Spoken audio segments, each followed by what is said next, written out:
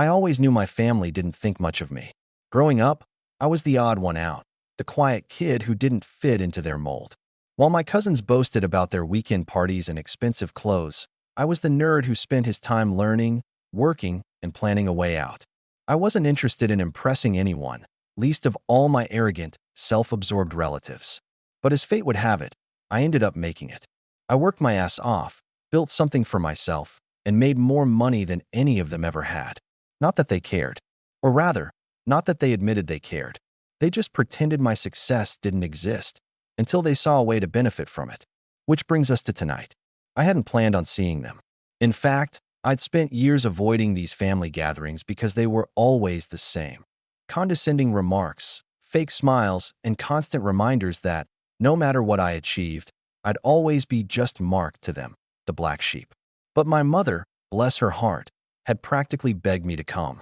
Just one dinner, Mark. For me, it's been years. I caved. I regretted it the second I walked into that overpriced steakhouse. The entire extended family was already seated at a long, candlelit table, laughing and talking like something out of a movie. My cousin Jason, my biggest tormentor growing up, was in the center, grinning like he owned the place. The moment his eyes landed on me, that grin widened.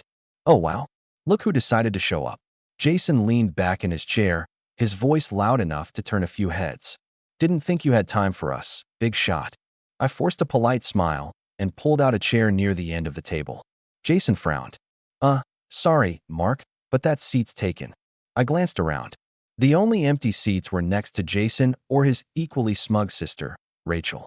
I reached for a different chair, but Rachel rolled her eyes. That one too. I blinked. You're kidding. Jason chuckled and leaned forward, resting his elbows on the table.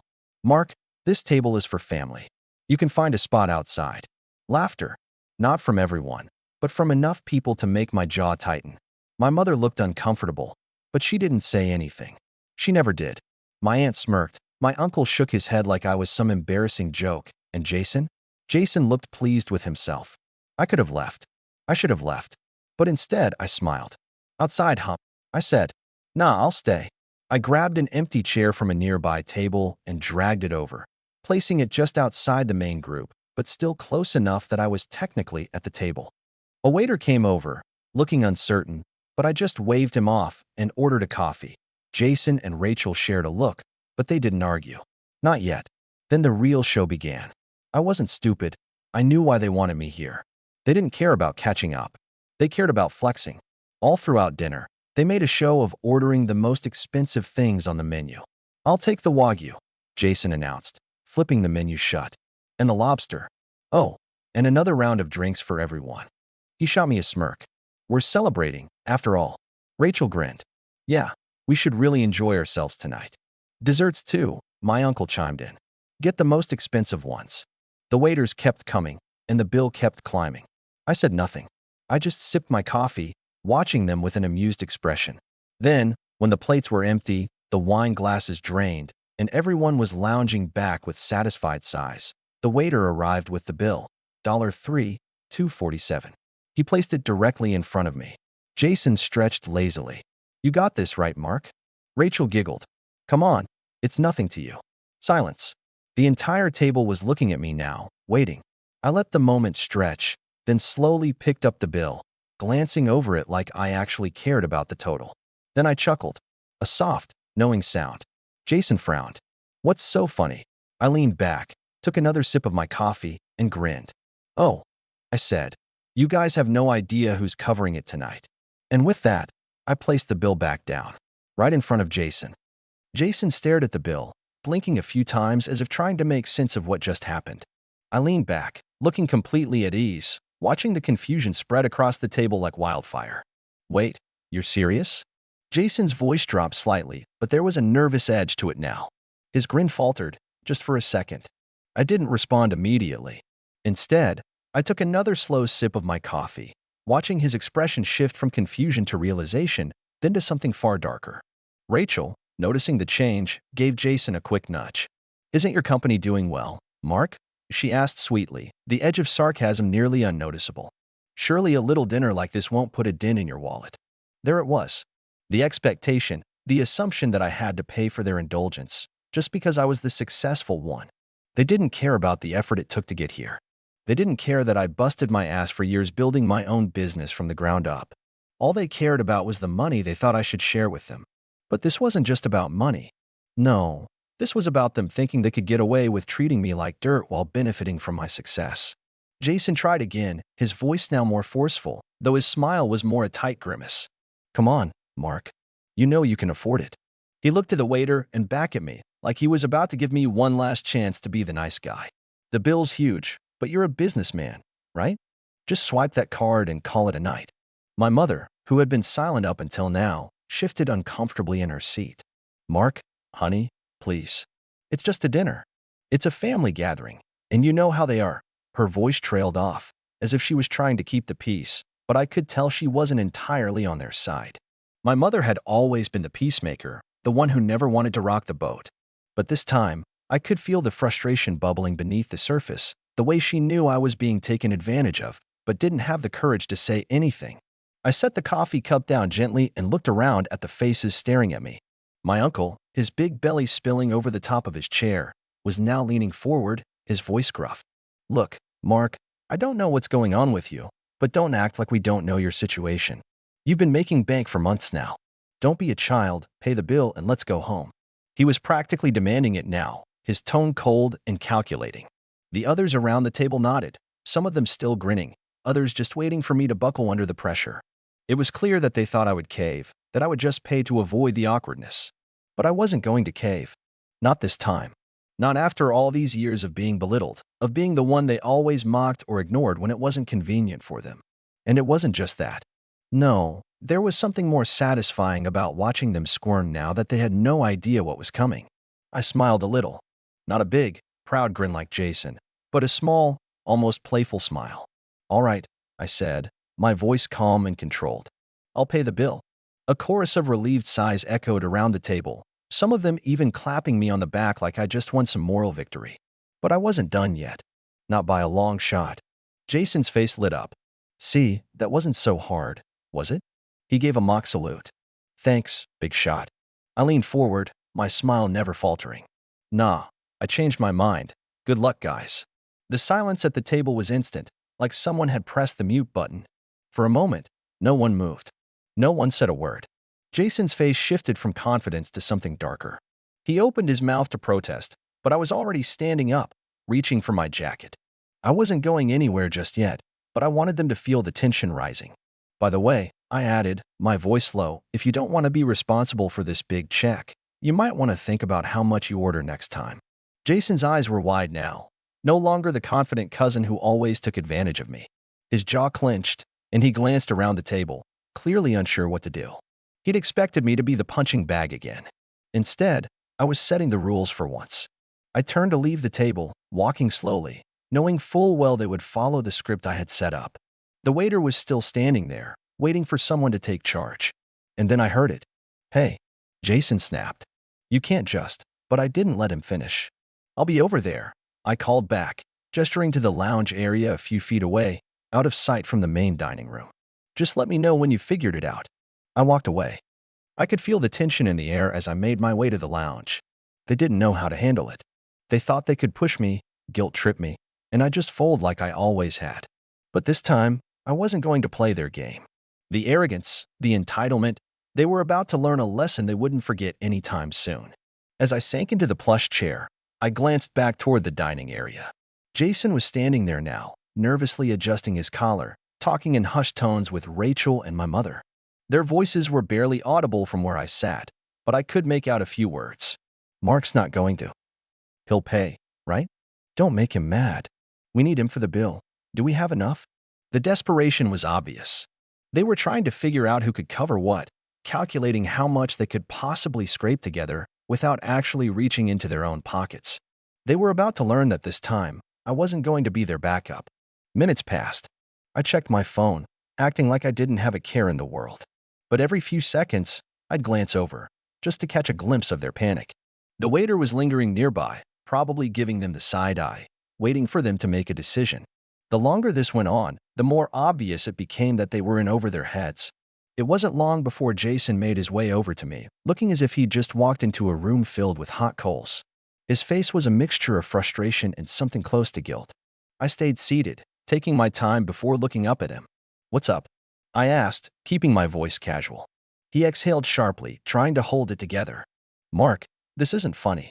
The bill is way higher than we thought. Can you just help us out this time? I mean, we're family, right?" I couldn't help but let out a small chuckle. "Oh, I'm not laughing, Jason. I'm serious. You guys wanted this meal. You ordered whatever you wanted without asking if I was cool with it. And now you're asking me to foot the bill? For the wine? For everything?" He paused, swallowing hard. "Look, man, we didn't realize it was going to be like this. I mean, it's just dinner, right? Can't you just, help out?"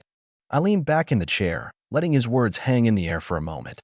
This was the same tired act they always pulled. No self-awareness, no accountability. They didn't care about me. They just cared about my money. "Jason, I'm done playing this game," I said finally. "You're all grown-ups, right? You can afford to pay for your own meals. I'm not your bank anymore. I don't care if you're my family. That doesn't mean I owe you anything." His expression shifted from desperation to something more defensive, his eyes narrowing. "You're going to let us pay for all of this? After everything we've done for you? After all the times we've been there for you?" I shot him a flat look. "What? You mean all the times you've asked me to pay for everything while you sat back and acted like I owed you something? That doesn't count as being there for me, Jason." Behind him, Rachel and my mother were watching closely, and I could tell they were growing more and more anxious by the second. They knew this wasn't going how they'd planned. I could see the wheels turning in Rachel's head, probably trying to figure out some way to manipulate the situation. My mom, on the other hand, looked more panicked than I'd ever seen her. "Well, we can't just leave, can we?" Rachel's voice was high-pitched now, cracking with stress. "I mean, we're not going to just walk away from a $3,000 bill. That would be insane." I raised an eyebrow. "No one's walking away, Rachel. You guys are staying and paying. I'm done with this charade.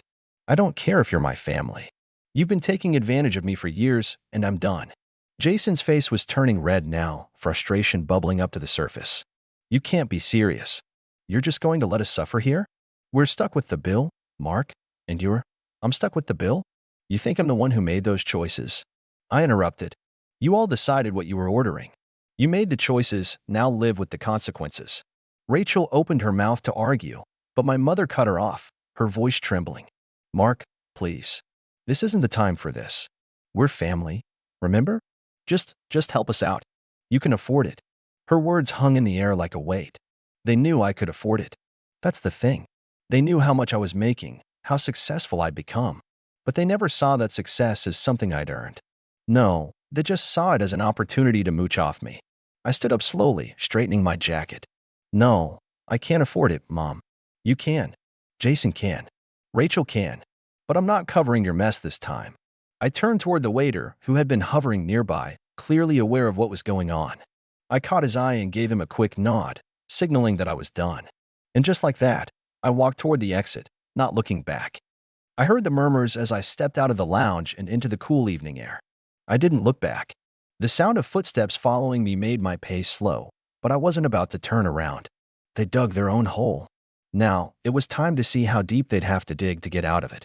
It wasn't long before I reached the parking lot, my hands stuffed in my pockets as I stood there, staring at my car. I could hear the clatter of heels approaching, and then Rachel's voice calling my name. "Mark, wait." I didn't respond. My heart rate was steady. I was calm, but I could hear her desperation, how she was trying to pull me back into their drama. I didn't want to play this game anymore. "Mark," she called again, her voice shaking. "You can't just leave. Please, this is serious." I turned around, cutting her off mid-sentence. "You think I don't know what's serious, Rachel? You think I don't know exactly what you're doing?" She stopped in her tracks, and for a moment, there was silence. The wind rustled through the trees, and I could feel the tension between us. She was struggling to find words, but I wasn't going to let her. "Not this time. You've been using me for years," I said, my voice quiet but firm. "Every time something comes up, it's, 'Mark, you'll cover this, right?' It's never, 'Hey, Mark, how are you?'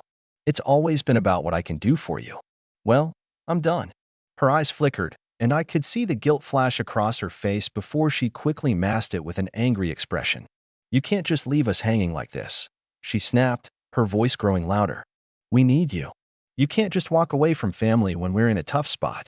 I felt my jaw tighten, but I forced myself to stay calm. I'm not walking away from family, Rachel. I'm walking away from your entitlement. This isn't family. This is manipulation. And I'm done letting you use me. For a moment, she just stood there, her face flushed, trying to figure out what to say next. But before she could respond, I saw Jason and my mom emerge from the restaurant, looking frantic. Jason's shirt was half untucked, and he looked like he'd been running. My mom's expression was a mixture of guilt and panic, her eyes wide as she spotted me standing there, just out of reach. Mark, please. We don't know what we're going to do, my mom said, her voice cracking. We can't afford this. You're the only one who can help us. Her words hit me, but not in the way she expected. I felt a strange, almost detached satisfaction as I watched their desperation unfold. They had pushed me for so long, and now they were realizing that there was a cost to everything. You think I'm just going to bail you out again, huh? I asked, my voice more quiet now. You think this is just about money? Well, it's not. This is about respect. This is about recognizing that I've worked my ass off to get where I am. And you can't just keep using me when things don't go your way. Jason took a step forward, hands held out, pleading. Mark, come on, don't do this. We're family. You've got to understand, this isn't just about the money. It's about, no, Jason, I cut him off. My tone hard now. It's always been about the money for you. The second you thought I'd pay, you stopped considering me as a person. You saw me as an ATM. I could see Jason's face redden as he struggled for words, his mouth opening and closing like a fish out of water. It was as if he couldn't believe this was happening, like he couldn't comprehend that I wasn't just going to fold under pressure. I glanced at my mom, who was looking more frantic now. Her eyes darted between me and the restaurant, probably wondering if I was going to come back in and solve the problem for them. But I wasn't. Not this time. You've made your bed, now you lie in it, I said, turning away. I'm done here. Before they could say anything else, I opened the door to my car and slid in. I started the engine, the low hum of the car filling the silence between us. I could see their figures in my rearview mirror, still standing there, frozen in disbelief. But I wasn't about to feel bad for them. They had their chance. They always had their chance. As I drove off, I felt this strange sense of liberation. For once, I wasn't being the sucker. I wasn't the one who was going to get used. And as the restaurant faded into the distance, I knew I had made the right choice. They had pushed too far. Now it was time for them to face the consequences of their actions. I hadn't gotten far when my phone buzzed, and I knew instantly it was them. I didn't bother answering. Let them call, let them text. I wasn't picking up anymore. But of course, they didn't give up. They didn't just let it go. By the time I reached home, there were 6 missed calls from my mom, from Jason, and a text from Rachel that read, Mark, we're really sorry. Please come back. We'll pay you back. Please don't leave us like this. I stared at the text for a long moment, my fingers hovering over the keyboard, but I didn't reply. I didn't need to. They had no idea just how badly they'd miscalculated. I tossed my phone on the couch and grabbed a beer from the fridge. It was quiet in my apartment. I could hear the faint sound of traffic outside, the soft hum of the refrigerator, and nothing else. The silence felt so much better than the chaos I just walked away from. But as the minutes passed, I started to feel this odd mix of satisfaction and something else. Relief? Maybe? It wasn't about the money anymore. It was about finally standing up for myself, something I'd never truly done with them. Just then, I heard the sound of my phone buzzing again. I glanced over. It was another text from Rachel. This time it was short and to the point. We can't pay the bill. It's $3,000. Please help. That was it. I stared at the message for a long time. It felt almost unreal. $3,000. The same amount they'd casually dropped on me earlier, thinking it was no big deal. I thought about how they had expected me to cover it all, how they had planned their night around me picking up the check like it was nothing. I didn't feel sorry for them. Not at all. I sat back down on the couch, cracking open the beer, and watched the screen, waiting for the inevitable calls to follow. It was like clockwork. Not even 5 minutes later, the phone buzzed again, this time with a call from Jason. I picked it up. Mark, he started, his voice thick with frustration. Look, we get it. You're mad. But we need your help. We can't cover this. You have to help us. I could hear the desperation in his voice. The panic.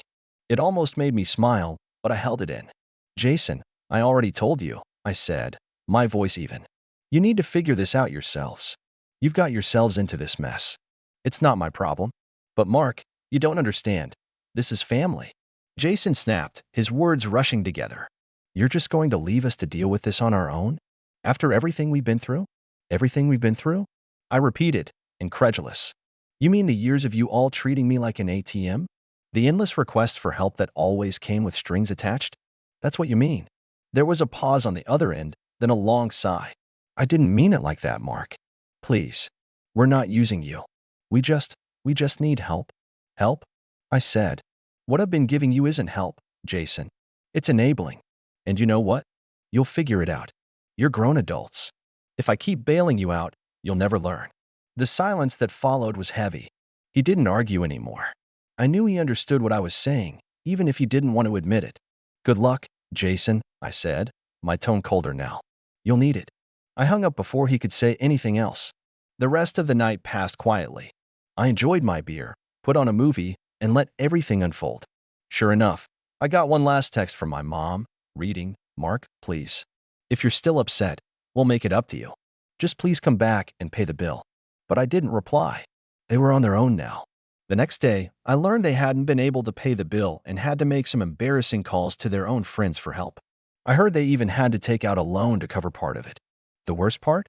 The manager of the restaurant had called them out for trying to play the family card and using people to cover their irresponsible spending. They were humiliated. And me? I didn't feel an ounce of guilt. In the end, the real payoff wasn't the money or the satisfaction of watching them struggle. It was the fact that for once, I had taken control. I had finally drawn the line.